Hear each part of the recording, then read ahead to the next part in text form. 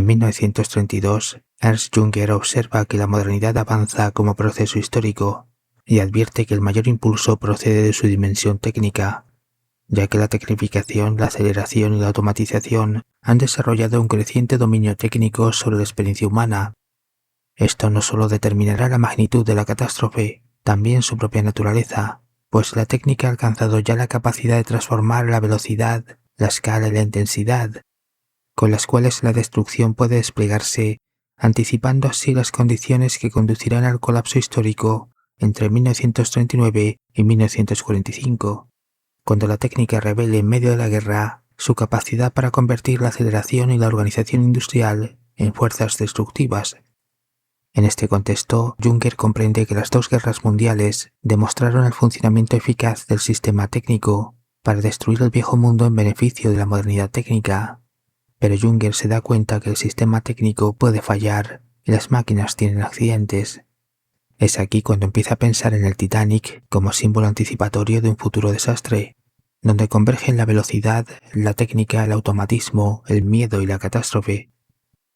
Por otro lado, entre 1944 y 1946, su hermano Friedrich Georg Junger critica al sujeto prometeico por su confianza ilimitada en el progreso y por su capacidad de construir y perfeccionar estructuras técnicas que están destinadas a dominar la naturaleza.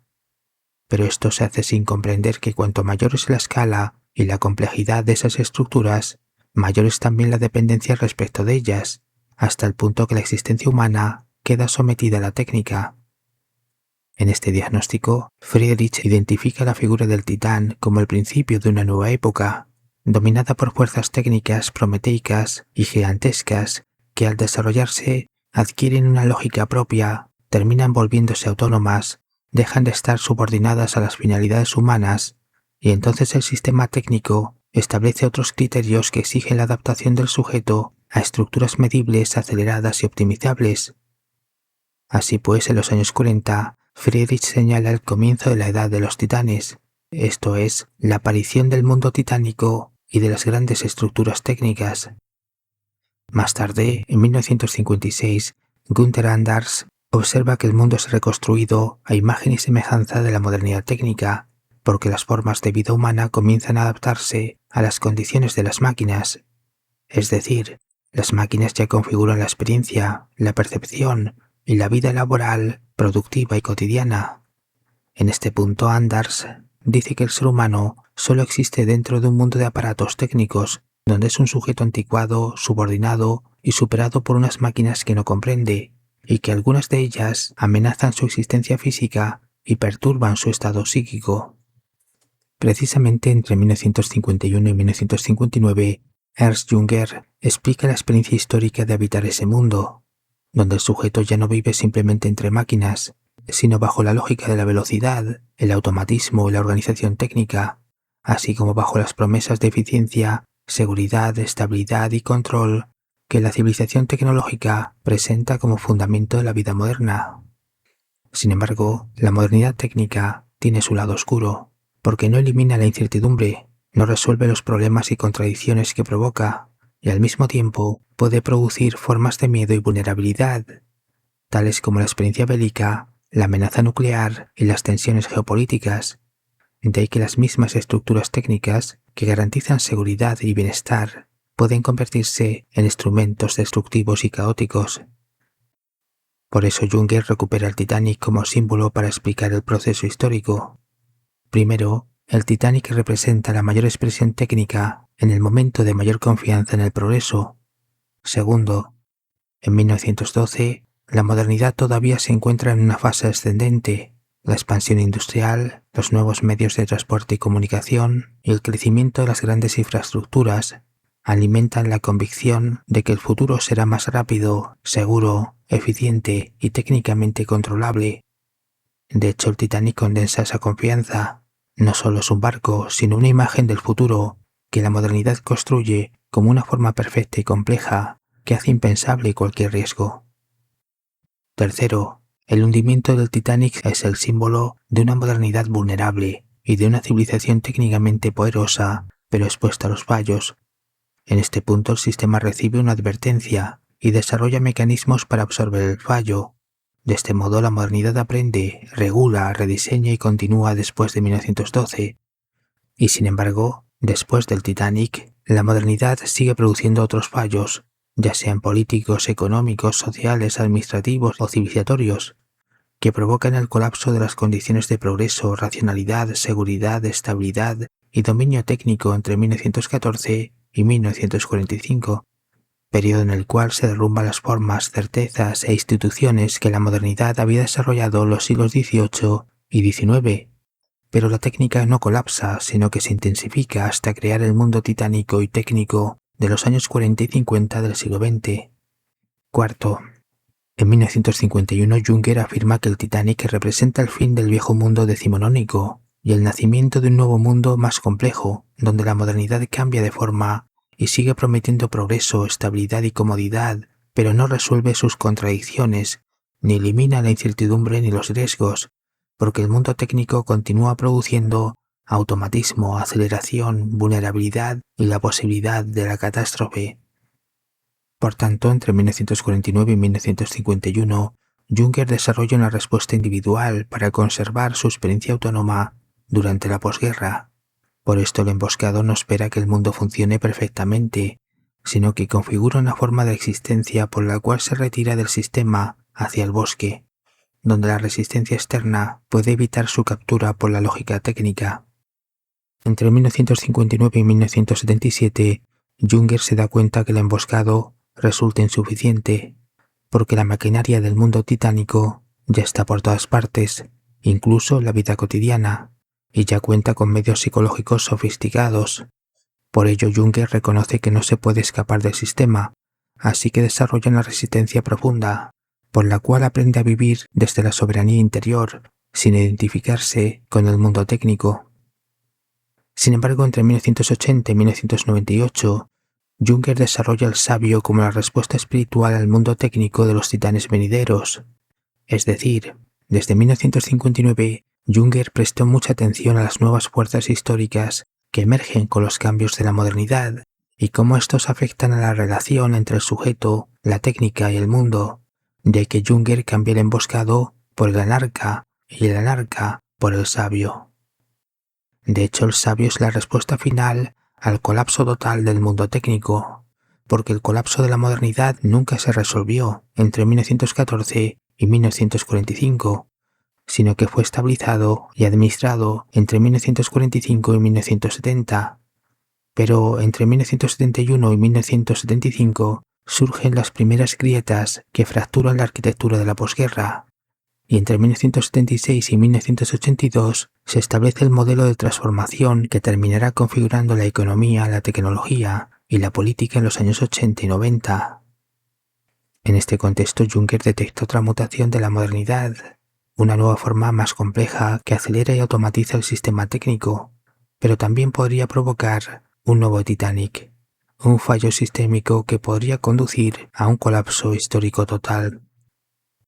En este punto, en 1977, Paul Virilio explica la mutación de los años 70 como la transición de la automatización industrial a la automatización sistémica. Es decir, el mundo técnico automatiza completamente la dimensión económica y tecnológica, y esto aumenta la dependencia humana y la velocidad técnica. En 1982, Virilio piensa en la posibilidad de un accidente como catástrofe colectiva.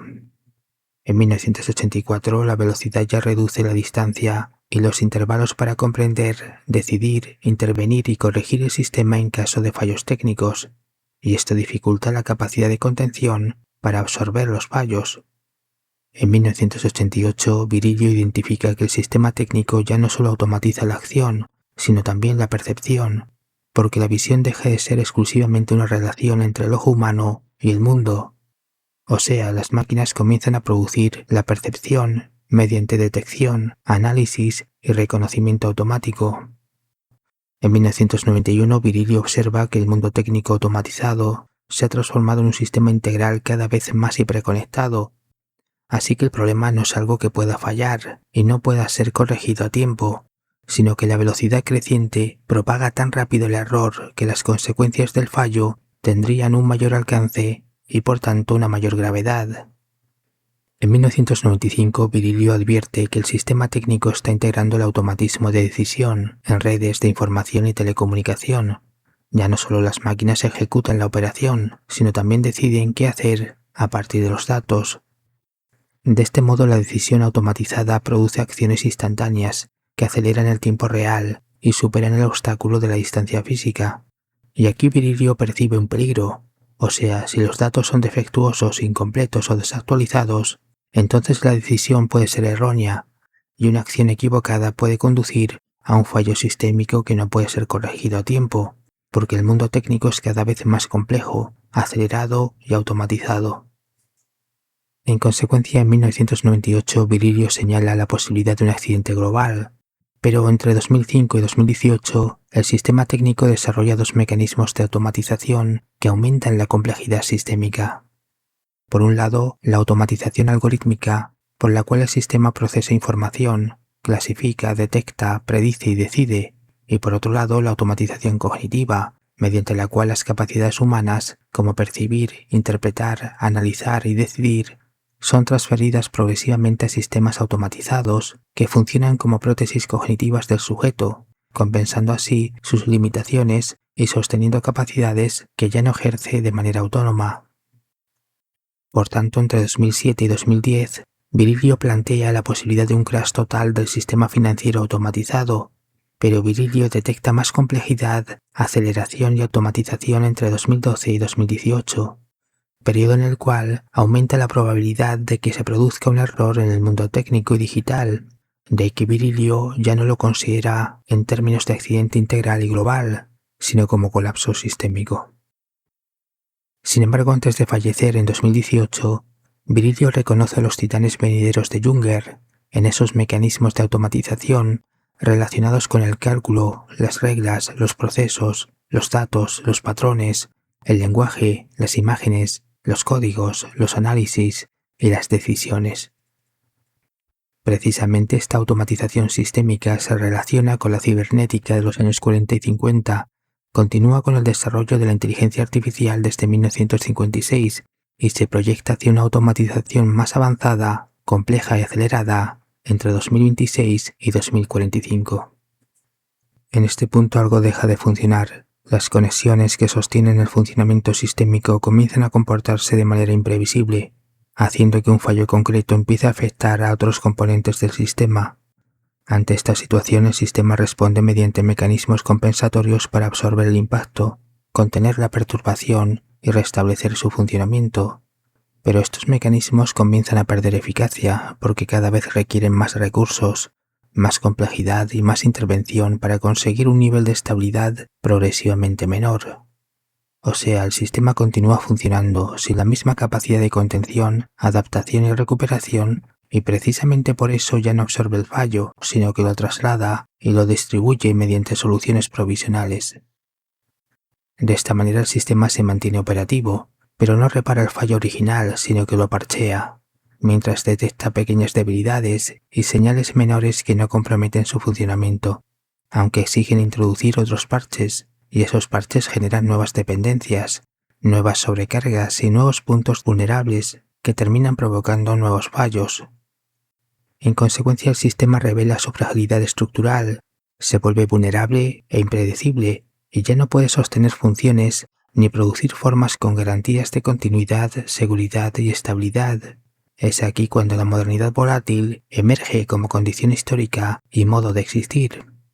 En este contexto, el sistema sigue acelerándose sin poder compensar ni contener sus fallos, los cuales se vuelven más recurrentes y graves dentro de un sistema hiperconectado que ya no es capaz de repararse.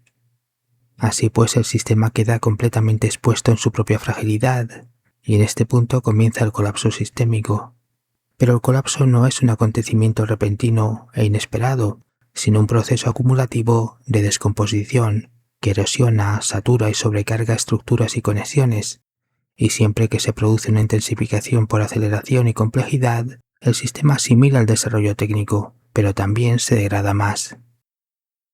Por eso, entre 1951 y 1995, Junger reconoce que el mundo técnico se dirige a otro Titanic, y entre 1977 y 2018, Virilio plantea que el sistema ha resuelto muchos fallos, pero su capacidad de adaptación, contención y reparación ya no funciona con la misma eficacia en la resolución de fallos, y cada vez presenta más dificultades y mayores riesgos, sobre todo en las fases que integra intensificaciones complejas, entre ellas la actual aceleración tecnológica, cuya radicalización trae consigo la elevada probabilidad de un accidente integral.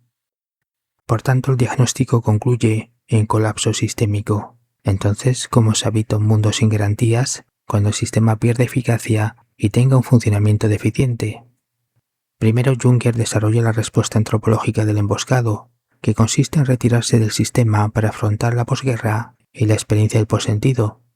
Pero el emboscado solo es posible en la actualidad si el sujeto conserva capacidades de autonomía para comprender y actuar.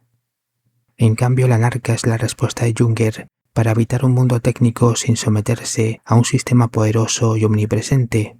Sin embargo, en un sistema frágil y sin garantías, el sujeto con soberanía interior no queda expuesto psicológicamente frente a situaciones caóticas y volátiles, siempre que la soberanía interior sea convertida en práctica de orientación y decisión bajo condiciones de incertidumbre.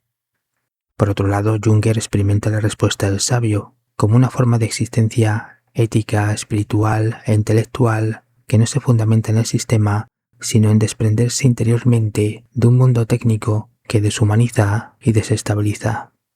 Segundo, a diferencia de Junger, Virilio no tiene una respuesta contra el colapso, sino estrategias específicas. Entre ellas, cabe destacar la inteligencia preventiva, el discernimiento y la desaceleración. En otras palabras, el sujeto debe aprender a pensar anticipadamente para aceptar que el sistema no es seguro y así prepararse mentalmente frente a los peores escenarios. Esto ayuda a cultivar el discernimiento porque permite visibilizar, pensar y reconocer el accidente, la catástrofe y el colapso antes de convertirse en experiencia total. Además, el sujeto debe desacelerar porque la velocidad sistémica se encuentra también en el interior del sujeto y en su vida cotidiana. Y cuando todo sucede demasiado rápido, el sujeto no tiene tiempo para percibir, interpretar, analizar y actuar. De ahí la necesidad de recuperar intervalos, límites y tiempos de reflexión. Tercero, con respecto a mi investigación, el sujeto actual por lo general ya no conserva una soberanía interior plenamente desarrollada, sino que ha delegado parte de sus capacidades en un sistema complejo, automatizado e hiperconectado del que depende para orientarse y actuar. En otras palabras, el sistema le procesa la información, le filtra lo que debe ver, le proporciona referencias, organiza sus decisiones, anticipa sus necesidades, administra su tiempo, interpreta la realidad, produce contenidos e interviene cada vez más en funciones humanas, tales como recordar, clasificar, calcular, interpretar, decidir y producir conocimiento. En todo esto, el sujeto experimenta una creciente sensación de comodidad, inteligencia, autonomía, competencia y control. Pero todo esto es ilusión, dependencia y atrofiamiento, porque el sujeto no está desarrollando realmente sus capacidades, sino más bien el sistema técnico está compensando sus limitaciones. Así pues, mientras el sistema funciona, las prótesis cognitivas, tecnológicas e institucionales permanecen disponibles, pero cuando las estructuras pierden eficacia, se vuelvan intermitentes y fallen de forma recurrente, entonces las compensaciones desaparecerán y el sujeto quedará expuesto con sus limitaciones, porque el colapso no solo revela la fragilidad del sistema, sino también la fragilidad del sujeto. En consecuencia, esto produce una inversión radical de la experiencia, y así la comodidad se transforma en incertidumbre, la orientación en desorientación y la sensación de competencia en conciencia de los propios límites. Aquí la modernidad volátil se intensifica. El sujeto intenta adaptarse a las condiciones de la incertidumbre, pero el sistema se comporta de forma irregular, imprevisible e intermitente. O sea, todo cambia, falla o desaparece rápidamente sin poder estabilizarse y sin poder garantizar un retorno a la normalidad. Por tanto, el sujeto queda expuesto al desierto de lo real, y allí su existencia, su subjetividad y su visión del mundo entran en crisis, porque al fallar el sistema técnico, el sujeto pierde progresivamente las garantías, compensaciones y prótesis que lo anestesiaban en la comodidad y las distracciones que lo sostenían en su relación con la realidad y que lo hacían parecer un sujeto competente y autónomo. Por ello, sin esas mediaciones, el sujeto revelará sus grandes limitaciones y deberá confrontar la realidad desde la atrofia mental, porque ya no sabe cómo orientarse, pensar, decidir y actuar por sí mismo. En este punto el posentido se visibiliza como crisis de orientación y experiencia del vacío, y en esta situación el sujeto se siente impotente, sin expectativas y tiene dificultades para comprender y decidir. Pero cuando pierde la confianza en su propia capacidad para orientarse y actuar, entonces el abismo se abre bajo sus pies y el colapso psíquico puede convertirse en su callejón sin salida. Por eso, para Junger, el colapso es una prueba de soberanía, donde el sujeto debe preservar su autonomía psíquica para demostrar su capacidad de orientación, no solo para impedir que su subjetividad sea capturada y producida por el sistema técnico, sino también para conservar su capacidad de discernir, soportar la incertidumbre y orientarse sin garantías externas. Sin embargo, la respuesta de Junger exige que el sujeto haya desarrollado y conservado esas capacidades antes de que fallen las prótesis y compensaciones. Así que la verdadera preparación para un mundo sin garantías no comienza cuando el sistema colapsa de forma visible, sino mucho antes. Buenos días, buenas tardes y buenas noches.